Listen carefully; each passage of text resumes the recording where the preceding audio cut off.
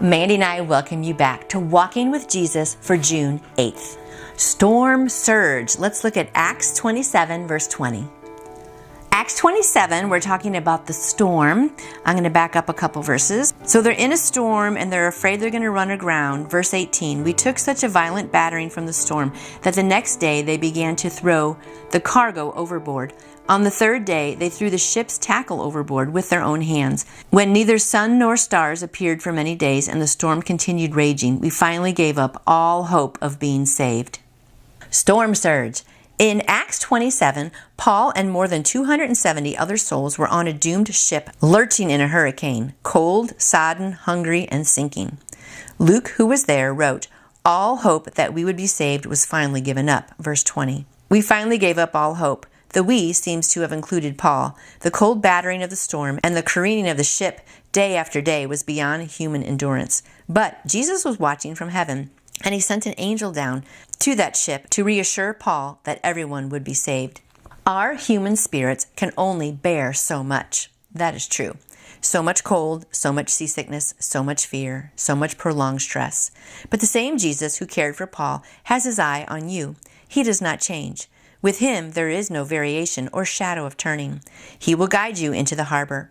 Because God is unchangeable, the God who provided and met the needs of the men and women of the Bible will meet your needs as well. Don't lose hope.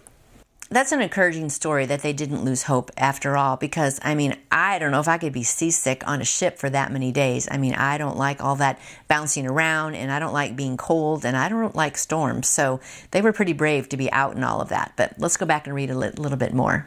They were in a hurricane, cold, sodden, hungry, and sinking. Luke, who was there, wrote, "All hope that we would be saved was finally given up." Have you ever given up? I have sometimes. Sometimes situations go on for so long and they're so hard that you just want to give up, right? Even though we have faith in Jesus.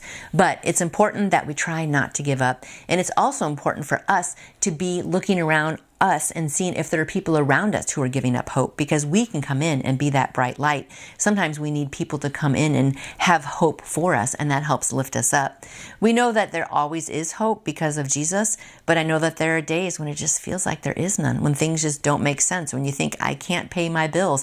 Some people have huge hospital bills, or situations happen where you just think everything's out of control and I have no hope. My friend, you always do have hope. God is the God of hope, and He does see. He sees every tear you cry. He sees every situation, and He is always there for us. So if you're going through a hard time right now, I've kind of just come through a hard time, please just have hope. God is always with us. And again, if you are in a good time of life, look around at those people who are struggling and come in and help them have hope, because we can help share God's hope with other people. So I hope you hang on to hope today and come back for tomorrow for more of God's Word, because that is a great way, my friend, to keep your heart full of hope, is to keep your heart full of God's Word. We love you, and we'll see you tomorrow. Mandy's ready to go. Bye. And you can order your own copy of Walking with Jesus by Dr. David Jeremiah by going to davidjeremiah.org or by calling Turning Point at 877-998-0222. And I would love to answer any question that you may have about faith in Jesus. Let's get stronger this year in 2024. You can contact me through my website, nancyjoy2you.com. And I hope you have a wonderful day growing your faith in Jesus.